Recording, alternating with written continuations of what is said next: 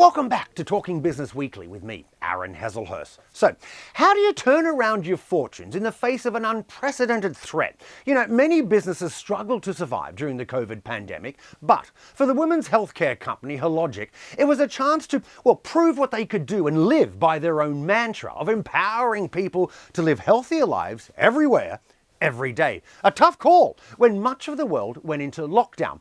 But Hologic pivoted its business from women's health to developing mass COVID-19 testing in just a matter of weeks.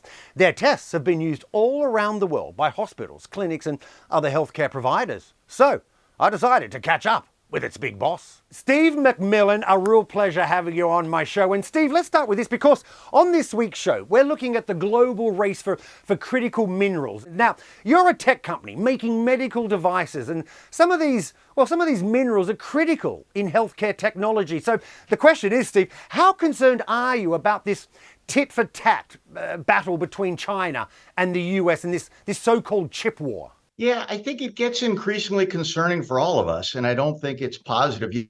I think I grew up in the era where it felt like the world was coming together, and all the magic that really I thought we were going to be in a more peaceful world, and that global trade was going to be the great uniter of the world. And right now, it feels like we really are fracturing. And as we've been hearing, Steve, I mean, the global demand for these minerals is increasing hugely.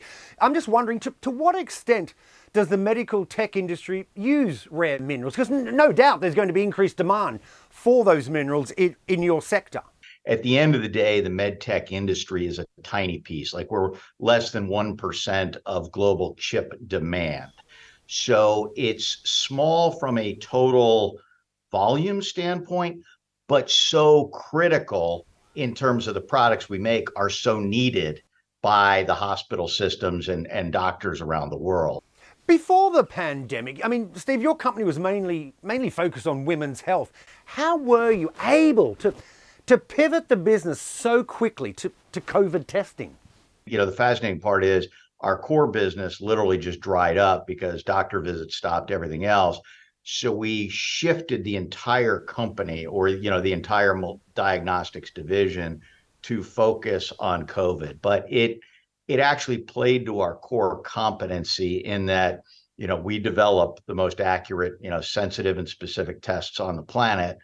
Let's talk a bit about the COVID pandemic. I mean, Steve, this was a pivotal point for your company. Can you just briefly describe what it was like inside Hologic, at that time? It was probably the most frenetic, but I'll say that in a positive way, experience that I've ever had in my professional career. I've got a letter from Prime Minister Johnson, from the Prime Minister of New Zealand, and every country, and frankly in the United States, every governor were all reaching out. Our customers were reaching out.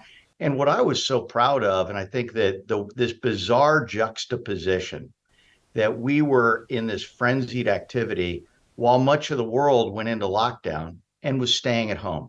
How did you manage, Steve, to scale up production quick enough to meet all of that demand? It was an incredible effort across the whole supply chain. We had to go to our vendors to get more labels, more, tubes, more, just every little element of the supply chain. But I think what we saw, the caps, swabs, if you remember all the shortages around the world. But I think with that sense of purpose, all of our vendors also came together and rallied themselves and put on extra shifts. Let me ask you this, Steve. Technology, it's constantly evolving. How much are you investing in AI to help with things like medical screening, and how would that work?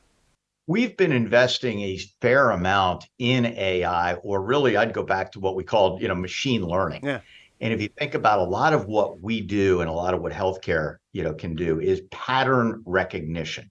So for example, in cervical cancer screening, Pap tests, it's looking at the slides, it's looking for, abnormalities. The same is true in breast cancer, looking at mammograms.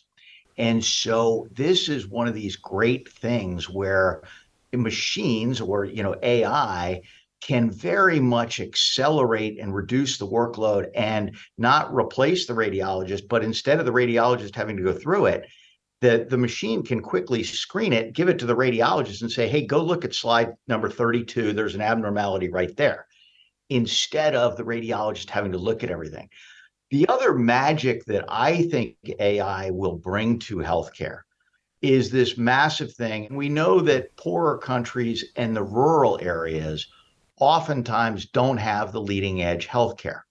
If you think about AI should be able to dramatically reduce that gap, because you're going to have doctors out in rural areas who will start to have access to more information than what they've ever had. Well, on that positive point, Steve MacMillan, the big boss of Hologic, thanks very much for your time. Good luck with everything, and we'll talk to you again soon. Thank you so much for having us, Aaron. We appreciate it.